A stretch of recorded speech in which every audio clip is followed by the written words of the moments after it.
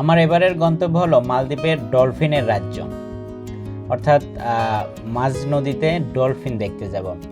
সবসময় নাকি ডলফিন দেখা যায় না, অনেকেই ঘন্টার পর ঘন্টা অপেক্ষা করেও ফিরে যায় খালি হাতে। কিন্তু হয়তো আজ আমার ভাগ্য ভালোই ছিল, কারণ মালদ্বীপের এই নীল সমুদ্র আমাকে হতাশ করেনি।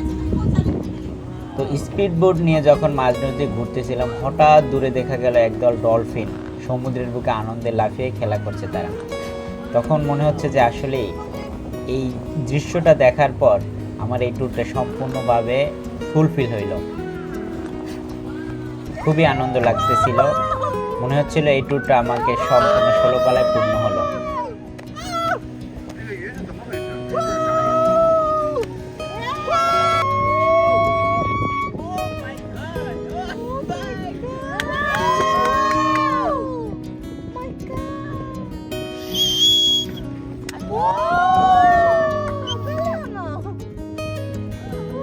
아니 다 발도이래.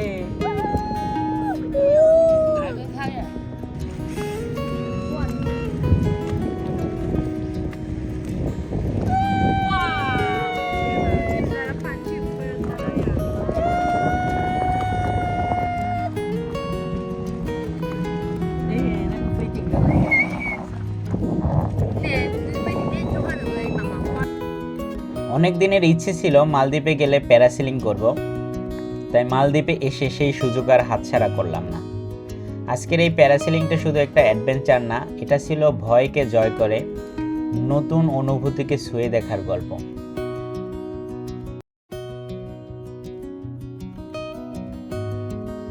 আকাশের এত কাছে আগে কখনো নিজেকে অনুভব করিনি।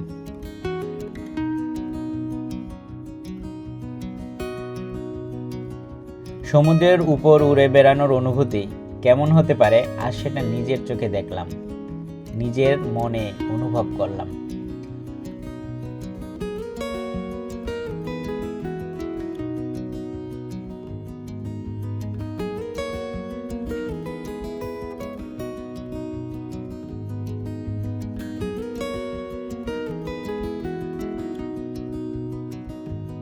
শুরুতে একটু ভয়ই ছিল, কিন্তু আকাশে ওঠার পর মনে হলো আমি যেন মুক্ত পাখি। নিচে নীল সমুদ্র, চারপাশে বাতাসের শব্দ আর সামনে অসীম আকাশ। এই মুহূর্তটা সত্যিই ভাষায় প্রকাশ করার মতন না। যদিও কারো কারো ভয় থাকে যে উপর উঠলে নিচের দিক তাকালে অনেক ভয় লাগে, আমারও সেটা ছিল। বাট একবার উঠে গেলে আপনি আর ওই ভয়টা থাকবে না, কেটে যাবে।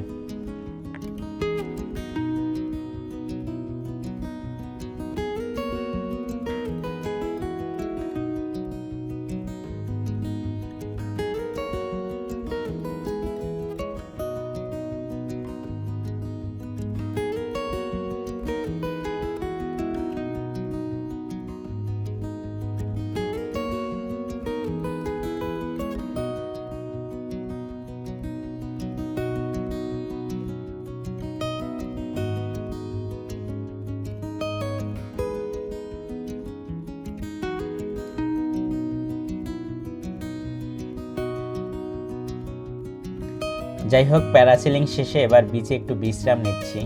এরপর আমি জেটস্কি নিয়ে নীল জল ছুঁয়ে দেখব।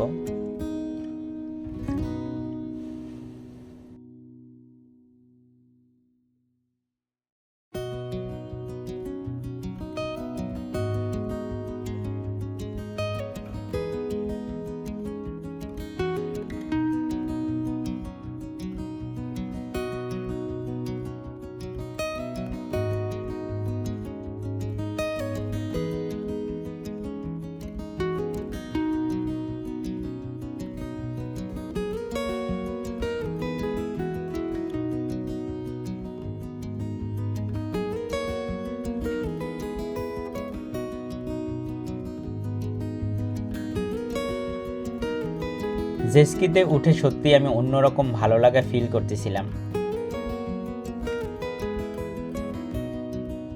আমার রাইডার আমাকে সবকিছু শিখিয়ে দিচ্ছিল, কিভাবে চালাবো, কিভাবে স্পিড বাড়াবো বা কমাবো, কিভাবে বন্ধ করব ইত্যাদি।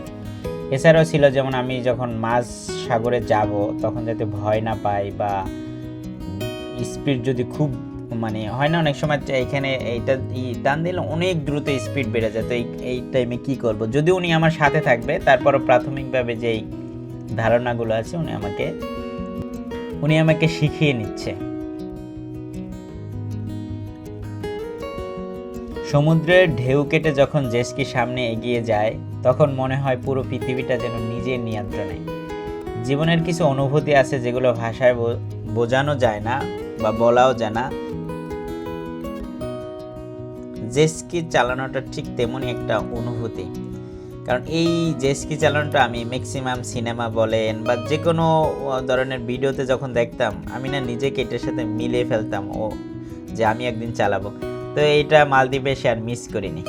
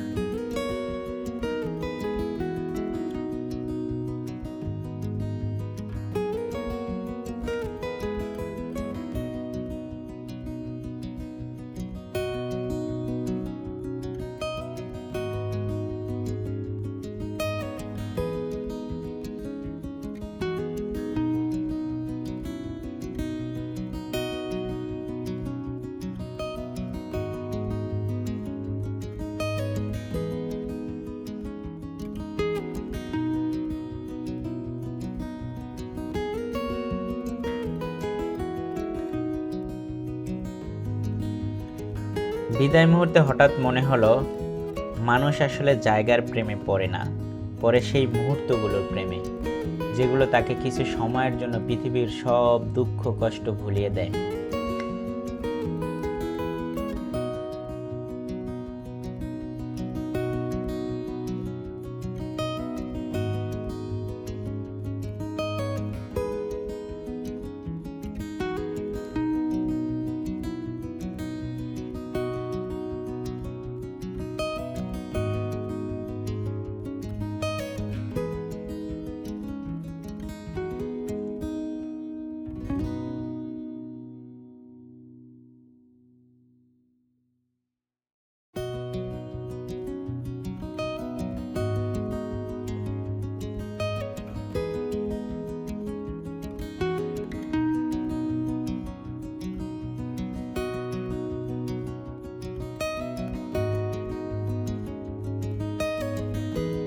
প্লেন যখন ধীরে ধীরে আকাশে উঠছিল,